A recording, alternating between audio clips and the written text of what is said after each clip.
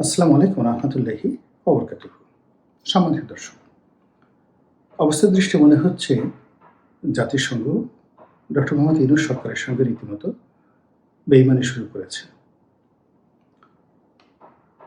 সাম্প্রতিক সময় তারা তাদের বিভিন্ন যে সংস্থা রয়েছে এবং তাদের যে সকল আন্তর্জাতিক প্রেশার গ্রুপ রয়েছে, সে সকল প্রেশার গ্রুপ দিয়ে সরকারের উপর যে সকল চাপ তারা তৈরি করছেন, এটি একেবারে আমরা আশাই করিনি। দ্বিতীয়ত, তারা প্রকাশ্যে এবং আকার ইঙ্গিতে পর্দার অন্তরালে আওয়ামী লীগকে রাজনীতিতে ফিরিয়ে আনার জন্য, ক্ষমতায় বসানোর জন্য এবং আওয়ামী লীগের যারা দোষী রয়েছে তাদেরকে নানাভাবে দেশে এবং দেশের বাইরে সাহায্য এবং সহযোগিতা করার জন্য যে সকল কর্মকাণ্ড করছে, তা এক কথায় ডক্টর মোহাম্মদ ইউনূসের সঙ্গে বা তার সরকারের সঙ্গে মারাত্মক বেইমানি, মারাত্মক অসহযোগিতা। কিভাবে সেই বিষয় নিয়ে আলোচনা করব। আমরা যারা প্রথম থেকে বলে আসছিলাম যে ডক্টর মোহাম্মদ ইউনূসের আগমন, এটার পেছনে একটা ম্যাটিকুলাস ডিজাইন, যেটা ডক্টর মোহাম্মদ ইউনূস নিজে বলেছেন। এটার পেছনে মাস্টার মাইন্ড আছে, একাধিক মাস্টার মাইন্ড। এরকম কয়েকজন মাস্টার মাইন্ড সম্পর্কে ডক্টর মোহাম্মদ ইউনূস নিজে বলেছেন এবং আন্তর্জাতিক অঙ্গনে তারা তাদেরকে উনি তাদেরকে পরিচয় করে দিয়েছেন। আওয়ামী লীগ সরকার পতনের পেছনে দেশি এবং বিদেশি বিভিন্ন চক্রান্ত রয়েছে, এটা রীতিমতো ওপেন সিক্রেট। আমরা দেশের ভিতরে থেকে টুকটাক বলছি এবং দেশের বাইরে থেকে আরও উলঙ্গভাবে বিভিন্ন মানুষ বলার চেষ্টা করছেন। এখানে সেই যে আন্তর্জাতিক খেলোয়াড় জর্জ সরোজ,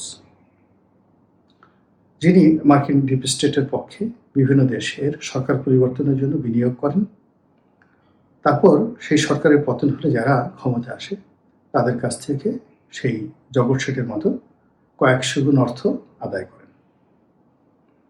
তো বাংলাদেশে এরকম জর্জ সরোজের বিনিয়োগ ছিল, এই কথা সবাই সমালোচনা করছেন। বিশেষ করে তার ছেলে যখন বাংলাদেশে এলো এবং ডক্টর মোহাম্মদ ইউনূসের সঙ্গে দেখা করলেন, তখন আমরা ধরে নিলাম যে ডাল মে কুছ কালা হায়। ডক্টর মোহাম্মদ ইউনূসের সরকারের সঙ্গে ইউরোপীয় ইউনিয়ন, পশ্চিমের বিভিন্ন শক্তিবর্গ, বিভিন্ন এনজিও, দাতা সংস্থা, বিশ্ব ব্যাংক, IMF, তারপর আমেরিকার বিভিন্ন থিঙ্ক ট্যাঙ্ক থেকে শুরু করে ক্লিন্টন পরিবার, বিল ক্লিন্টন পরিবার, তার সঙ্গে সঙ্গে জো বাইডেন প্রশাসন, সবাই তাকে সহযোগিতা করেছেন। এটা আমরা বিশ্বাস করেছি, আর আগামীতে করবেন আমাদের এই ভরসা ছিল। এবং আমরা তো জানি যে জাতিসংঘ বলতেই আমেরিকার একটি অঙ্গ সংগঠন। আমেরিকা যা চায় জাতিসংঘ তাই করে, জাতিসংঘ যা করে তা মূলত আমেরিকারই কাজ।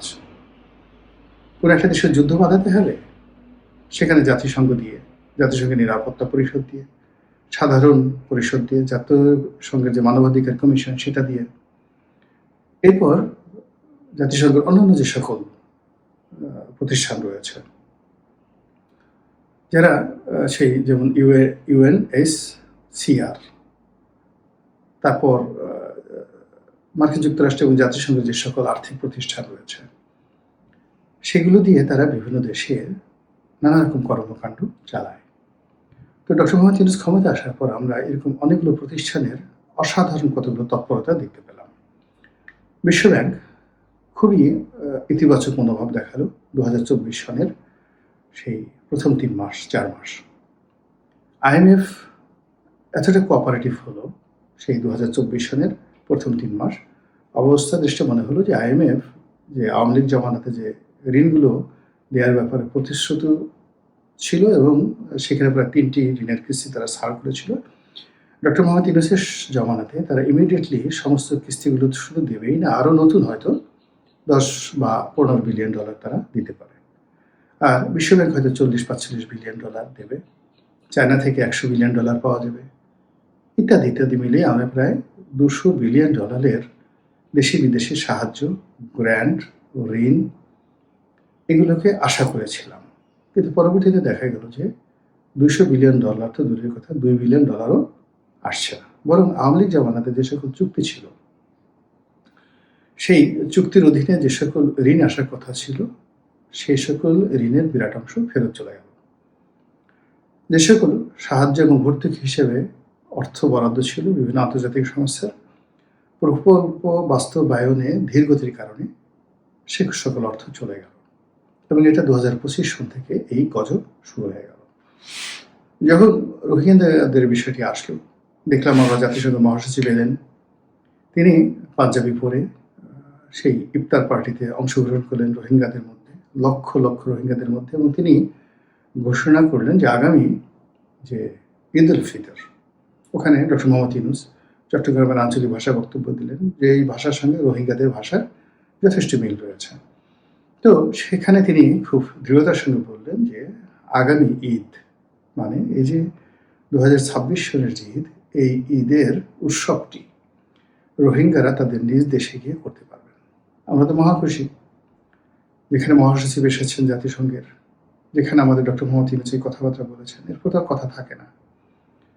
কিন্তু পরিস্থিতি দেখা গেল যে উল্টো হয়ে গেল। একজন রোহিঙ্গা সেখানে যায় তো গেলই না, উল্টো আরো প্রায় 3 থেকে 3.5 লাখ নতুন রোহিঙ্গা আমাদের বাংলাদেশে অনুপ্রবেশ করলো এবং সীমান্তের ওপারে আরো প্রায় 3-3.5 লাখ রোহিঙ্গা নোম্যান্স জোনে বা কাছাকাছি জায়গাতে তারা অপেক্ষা করছে বাংলাদেশে ঢোকার জন্য, এবং আন্তর্জাতিক সংস্থা এমনকি জাতিসংঘ চেষ্টা করছে এই বাংলাদেশে বাকি রোহিঙ্গাদেরকে ঢুকিয়ে দেওয়ার জন্য। এটা রীতিমতো আত্মহত্যার মতো, রীতিমতো বেঈমানি। তো যেটা বলছিলাম, প্রথম দিকে এরকম যাকে বলা হয় বন্ধুত্বের ছল দেখিয়ে, তারপরে ছলনা করে, এরপরে লোভ দেখিয়ে, লালসা দেখিয়ে তারা এই বাংলাদেশ থেকে কি অর্জন করতে চেয়েছিল বা তাদের কি উদ্দেশ্য ছিল আমরা বলতে পারবো না। কিন্তু ইদানিং যেটা হচ্ছে যে পুরো জাতিসংঘ এবং আমেরিকা বলতে গেলে এই সরকারের সঙ্গে তাদের সে আগের সে দহরম মহরম সম্পর্ক তো নেই, বরং উল্টো আচরণ করছেন। এখন তারা অন্তর্ভুক্তিমূলক নির্বাচন, স্পষ্টতই তারা আওয়ামী লীগকে চাচ্ছেন যে এই নির্বাচনে আওয়ামী লীগ অংশগ্রহণ করুক।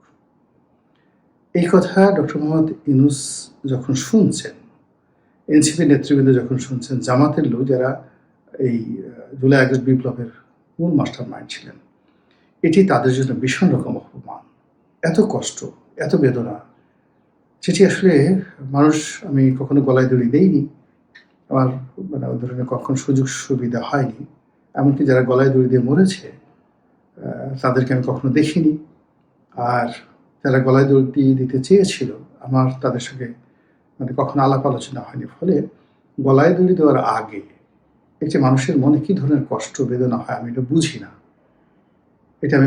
কিন্তু আমি এটা স্পষ্ট তো বুঝি যে এই মুহূর্তে আওয়ামী লীগ নিয়ে যদি কোনো কথা বলা হয় তাদের পক্ষে, জাতিসংঘের পক্ষ থেকে, আমেরিকার পক্ষ থেকে, তারপর যাকে বলা হয় যে আওয়ামী লীগকে নিয়ে নির্বাচন করতে বলা হয়, আওয়ামী লীগের মানবাধিকার নিয়ে কথা বলা হয়, শেখ হাসিনার বিচারের সেই সুষ্ঠুতা, বিচারের স্বচ্ছতা ইত্যাদি নিয়ে যখন প্রশ্ন করা হয়, এটা অনেকটা হেমলক পান করা, মানে বিষ পান করার মতো, বা গলায় দড়ি দিয়ে মরার আগে মানুষের যে দুঃখ হয়, এরকম দুঃখের চেয়ে কোনো অংশে কম বলে আমার কাছে মনে হচ্ছে না। এটা কি ধরনের কথা যে কাজগুলো আমেরিকা এখন করছে?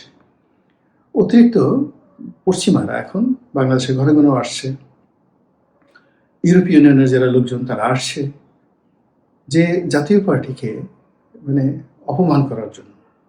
এখানে গণ অধিকার পরিষদকে সেখানে মানে সুযোগ দেওয়া হলো কিনা আমি বলতে পারবো না, কিন্তু গণ অধিকার পরিষদ নুরুল হক নুরু একজন ভদ্রলোক মানুষ, সবসময় দেখেন পাঞ্জাবি পরেন, উনি কখনো সেই জিন্স প্যান্ট পরে, মানে মাস্তানি ঠিক নাই, is a absolutely political person.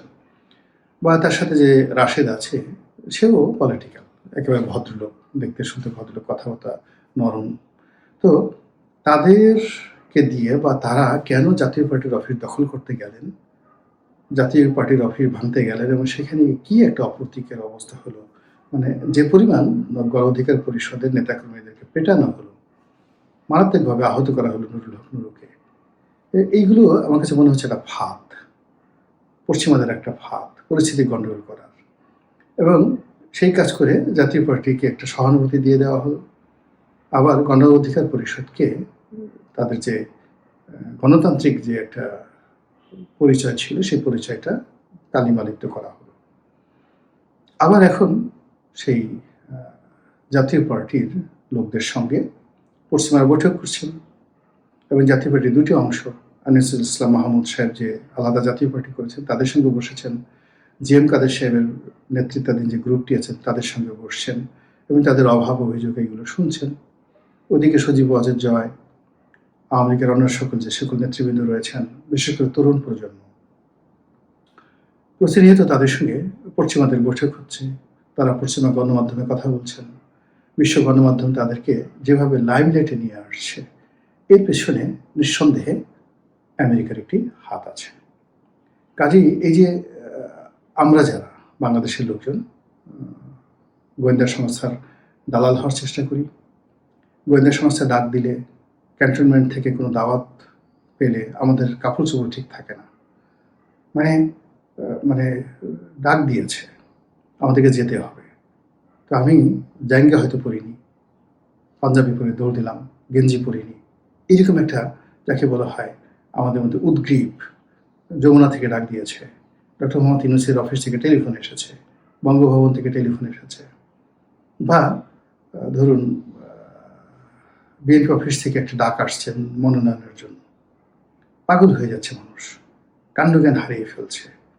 তো এই যে যখন অনাহূত, মানে আমার যে যোগ্যতাটা নেই, এরকম একটা বিষয় আমাকে দেওয়া হলো, একটা উপহার, বা যে কাজটি করার সামর্থ্য আমার নেই, ইনঅ্যাবিলিটি, অথচ সেই কাজটির দায়িত্ব আমার উপর অর্পণ করা হলো, যেটি আমার প্রাপ্য নয়, বা যেখানে আমার উপস্থিতি কাম্য নয়, অথচ সেখানে আমাকে ডাকা হলো। তো আত্মমর্যাদা বোধ থাকলে কোনো মানুষ সেখানে যায় না। সাধারণত ব্যক্তিত্বহীন, লোভী, চরিত্রহীন, ধুরন্ধর প্রকৃতির লোকদেরকে সাধারণত এই বিদেশি যারা এজেন্ট রয়েছেন, সাম্রাজ্যবাদী শক্তির যারা দোসর রয়েছেন, তারা এদেরকে খোঁজেন। আপনি চিন্তা করুন যে লর্ড ক্লাইভ খুঁজে খুঁজে কিন্তু মির্জাফরকে পেয়েছে, ঘসরি বেগমকে পেয়েছে, তারা কিন্তু মোহনলালের কাছে যেতে পারেনি। তারা ওই যে ফরাসি একজন জেনারেল ছিলেন, তার কাছে যেতে পারেনি, শিমফ্রে, তার কাছে যেতে পারেননি। তো তারা জগৎ খুঁজে পেয়েছে। এখন এই বর্তমান জমানাতে যখনই দেখবেন যে বিভিন্ন গোয়েন্দা সংস্থা, সেটা ডিজিএফআই হোক, এনএসআই হোক, ডিবি হোক, সিআইএ হোক, মানে র হোক, মোসাদ হোক, এরা যাদেরকে রিক্রুট করে, এদের প্রথম চরিত্র হলো এরা চরিত্রহীন, এদের প্রথম বৈশিষ্ট্য হলো এরা লোভী। এদের লোভের কারণে তাদের সকল যোগ্যতা তাদের মাথা থেকে রীতিমতো মলদ্বারে চলে আসে। বুদ্ধিশুদ্ধি তাদের একদম রেকটাম, মলদ্বারকে যে বলা হয় রেকটাম, তো সেই বুদ্ধিশুদ্ধি রেকটামে চলে আসে। আদারওয়াইজ এই সমস্ত জায়গাতে সাধারণত মানুষ যায় না। অনেক আমি সম্মানিত লোকজনকে দেখেছি, তাদেরকে দাওয়াত দিতেই তো সাহস পায় না, তাদের সাথে দেখা করারই সাহস পায় না, অথচ এই সমাজে তারা অনেক জ্ঞানী গুণী লোক। আপনি চিন্তা করেন যে সেনাবাহিনীর যে কি দিবস হয় যেন, মানে যাকে বলা সশস্ত্র বাহিনী দিবস, তো এটা কেন করে, কি জন্য করে আমি জানি না। আমাকে কখনো তারা দাওয়াত দিয়েছে কি না আমি এটা দেখিও নাই। যখন এমপি ছিলাম সম্ভবত কারণে হয়তো দাওয়াত দিয়েছে, আমি কখনো এই ধরনের কোনো অনুষ্ঠানে কখনো যাইনি, আমি দেখিও নাই এই কখনো এই দাওয়াত কার্ডটা। কারণটা কি? কারণটা হলো যে ওখানে যারা যান আমি তাদেরকে দেখেছি, আর যারা যান না তাদেরকে দেখেছি। আচ্ছা বলেন তো, প্রফেসর এমেরিটাস সিরাজুল ইসলাম চৌধুরী, তাকে কি কখনো এরকম সেনাকুঞ্জের কোনো অনুষ্ঠানে সশস্ত্র বাহিনী দিবসে সসম্মানে যেতে দেখেছেন? প্রফেসর আহমেদ শরীফ, হুমায়ুন আহমেদ, হুমায়ুন আজাদ কখনো দেখেছেন? যারা এই সমাজে প্রমাণিত জ্ঞানী, গুণী, বুদ্ধিমান মানুষ। আচ্ছা, রাজনীতিবিদদের মধ্যে আপনি কখনো কি বদরুদ্দীন ওমর সাহেবদের মতো মানুষ যারা আছেন, যাদের ব্যক্তিত্ব আছে, লোক কখনো তাদেরকে তাড়া করেনি, তাদেরকে কখনো এই ধরনের অনুষ্ঠানে দেখেছেন? কখনো দেখেননি। আপনি কাদেরকে সেখানে যেতে দেখেন? কারা যায়?